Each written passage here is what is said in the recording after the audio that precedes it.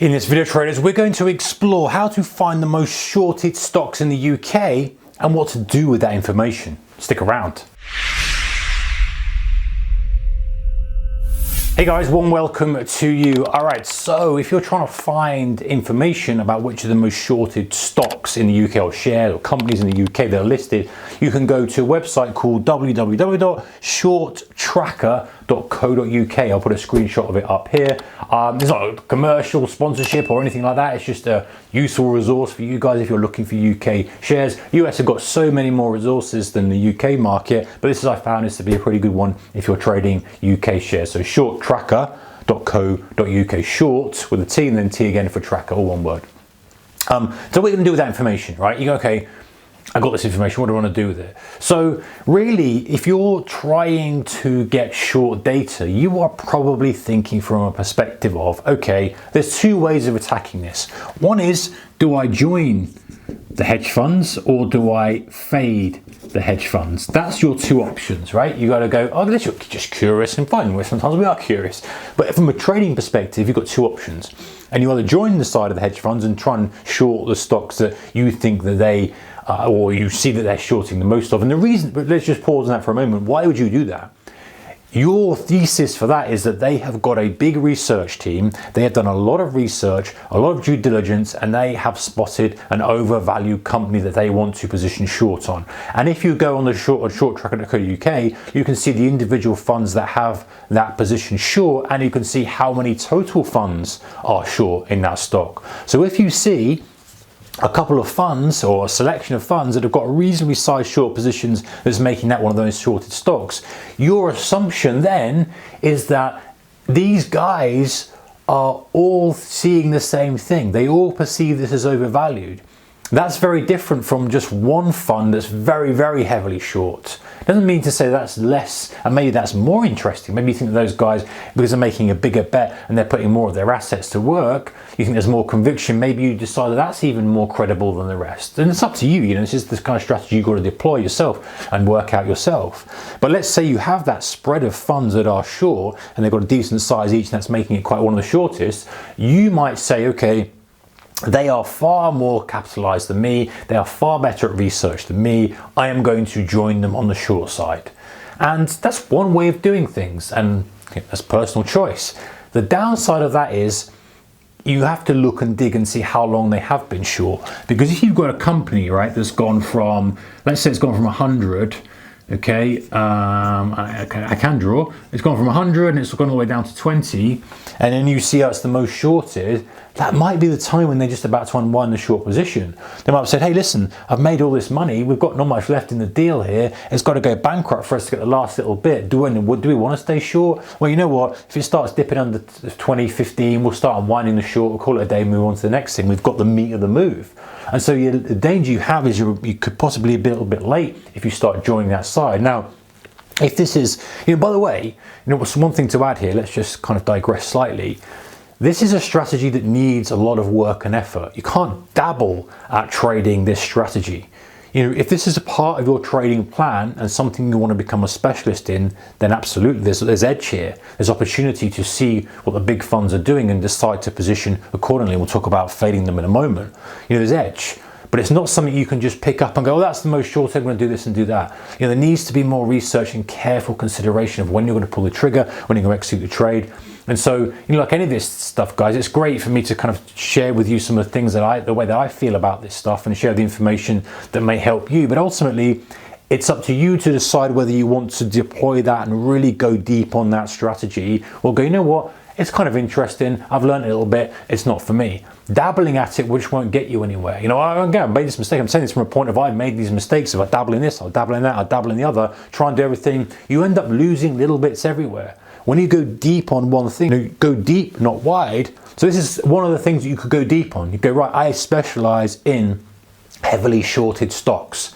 That's your edge. and you know everything about it. You know all the nuances, all the structure, how you get involved in the trade, etc. Anyway, I'm digressing. Let's go back. But it's an important point. I really want to kind of emphasize that point because it's important.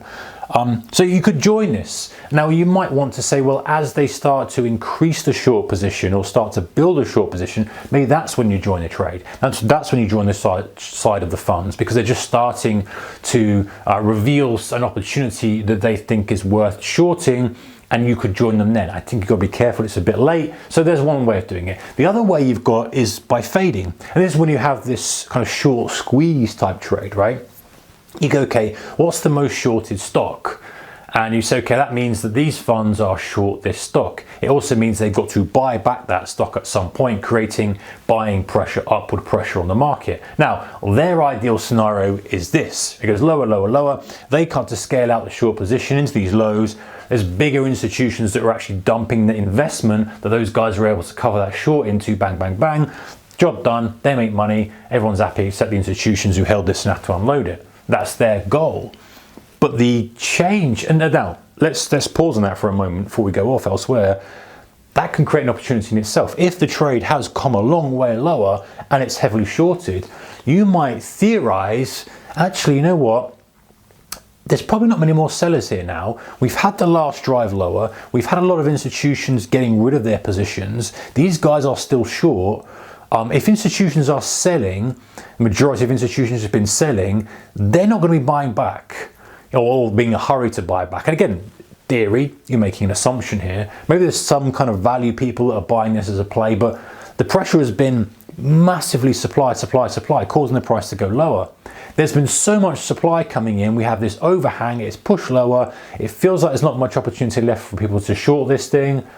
Okay, we might have a rally. And you can easily get these kind of 100% rallies, $15 to $30. It doesn't really impact the kind of broader chart. That's a good meat of moves to get on as a trader. So you might look exclusively for these and go, okay, hey, I want to see these heavily shorted stocks that have come a long way. I want to research and see some of these institutions that no longer hold this stock. I want to see that the hedge funds are still short on this. I want to look and see the chart and say, hey, I don't think there's much left on there. It feels like it's bottoming out. Or even start to look at the filings, which they do have available on this site, and see when they start to decrease the short position.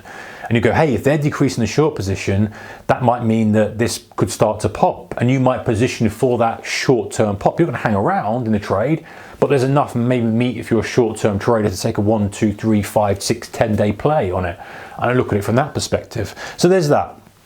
The other way of looking at it is from the fade perspective is that the market isn't doing what these guys want it. It's heavily shorted and it's going higher and higher. And that's a classical short squeeze, right? We saw that years ago. I think the most famous one was probably Tesla, obviously it's Volkswagen many, many years ago. But these guys who are short from a fundamental perspective, but the chart is not really matching up and lining up with their expectations. So it's going higher, higher, higher, higher, higher.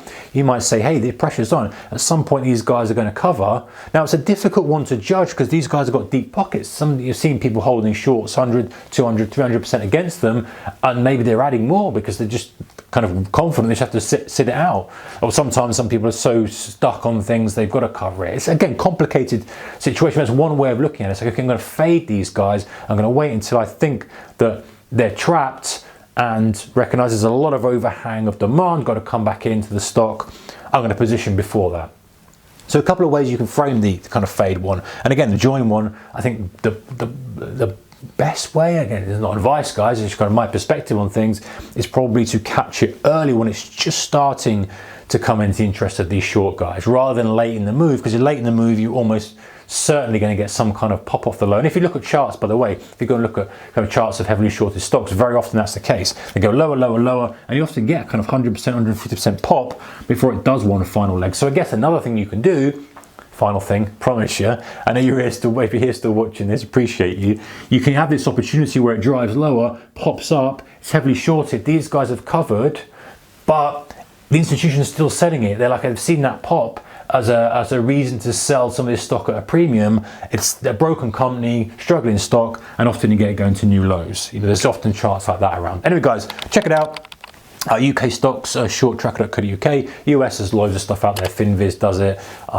Most of the platforms do it as well. It's very much easily accessible, readily available. Should I say accessible, readily available? One of those things. But shorttracker.co.uk is for your UK stocks. I find it pretty useful. check it out. Take care. Bye-bye.